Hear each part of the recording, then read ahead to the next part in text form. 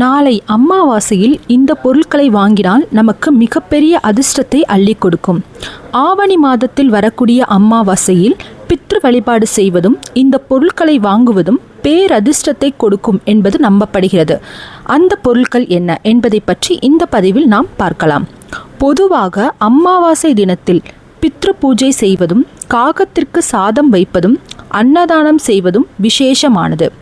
அமாவாசையில் பிரபஞ்ச ஆற்றல் அதிகரித்து காணப்படும். இந்த நாட்களில் இரும்பு சார்ந்த பொருட்கள், எண்ணெய், மிளகாய் போன்ற பொருட்களை வாங்கக்கூடாது என்பார்கள். இந்த நாளில் கடன் வாங்குவதையும் தவிர்க்க வேண்டும். பூஜை பொருட்களை வாங்குவதற்கு உகந்த நாளாக இந்த நாள் கருதப்படுகிறது. வெள்ளிக்கிழமையுடன் வந்திருக்கக்கூடிய ஆவணி அமாவாசையில் துளசி செடியை வீட்டில் வாங்கி வளர்த்து வர லட்சுமி தேவியின் அருள் கிடைக்கும். துளசி செடி இல்லாதவர்கள் இல்லத்தில் புதிதாக துளசி செடி வாங்கி வளர்க்கலாம். அதன் விதைகளை ஊன்றி வைத்து வளர்க்கலாம். அமாவாசையில் பசுக்களுக்கு வெல்லம், பச்சரிசி, வாழைப்பழம் ஆகியவற்றை தானம் கொடுப்பது மிகவும் நல்லது. அகத்திக்கீரையை தானம் செய்வது பித்ரு தோஷங்களை போக்கும் எளிய பரிகாரமாக இருந்து வருகிறது.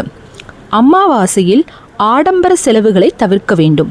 அமைதியாக அதிகம் பேசாமல் அன்றைய நாளில் மௌன விரதம் இருப்பது மேலானது. அமாவாசை தினத்தில் மிளகு, மிளகாய் போன்ற காரமான உணவுகளை தவிர்த்து சமைக்க வேண்டும். அமாவாசையில் பால் மற்றும் பால் சார்ந்த பொருட்களை வாங்கி பித்ருக்களுக்கு பூஜை செய்வது மிகவும் சிறப்பு. அதே நாளில் தேன், வெல்லம், பனங்கருப்பட்டி போன்ற பொருட்களை வாங்குவதும் மிகவும் அதிர்ஷ்டத்தை தரக்கூடியது. இந்த பொருட்கள் ஆரோக்கியத்திற்கு மிகவும் நல்லது. பூஜையில் இந்த பொருட்களை அமாவாசை தினத்தில் வாங்கி வைத்து பூஜை செய்த பின் நீங்கள் தினமும் பயன்படுத்தி வர ஆரோக்கியம் சீராகும். வெள்ளி அல்லது பித்தளை பொருட்கள் வாங்குவதற்கு உகந்தது அமாவாசை திதியாகும். இந்த நாளில் சிறிய பித்தளை பாத்திரத்தை வாங்குவதன் மூலமும் பேரதிர்ஷ்டத்தை உண்டாக்கும். புதிய விளக்கு வாங்கி வைப்பதும் இந்த நாளில் அதிர்ஷ்டம் மிக்கதாகவும் கருதப்படுகிறது. அமாவாசையில் அரிசி, பருப்பு, கோதுமை, தானியங்கள் வாங்குவது அதிர்ஷ்டகரமாக உள்ளது. இந்த பொருட்களை வாங்கி வைப்பதோடு மட்டுமல்லாமல் தானம் செய்வது மிகவும் விசேஷமானது. அரிசி, பருப்பு, கோதுமை, சிறு தானியங்கள் போன்றவற்றை தானம் செய்வதன் மூலம் பித்ருக்களுடைய ஆசீர்வாதத்தை பெறலாம்.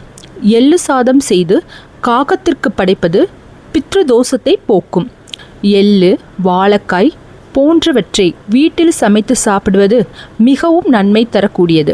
பூஜை பொருட்களாக குங்குமம், சந்தனம், ஜவ்வாது போன்ற பொருட்களையும் இந்த நாளில் வாங்கி வைக்கலாம். அமாவாசையில் இந்த பொருட்களை வாங்கி பூஜை செய்பவர்கள் மிகுந்த நன்மைகள் உண்டாகும். கருப்பு நிற ஆடைகளை அன்றைய நாளில் தவிர்க்க வேண்டும். தேவையில்லாத இடங்களுக்கு பயணம் செய்வதும், தொலைதூர பயணங்கள் திடீரென மேற்கொள்வதும் வேண்டாம். நன்றி.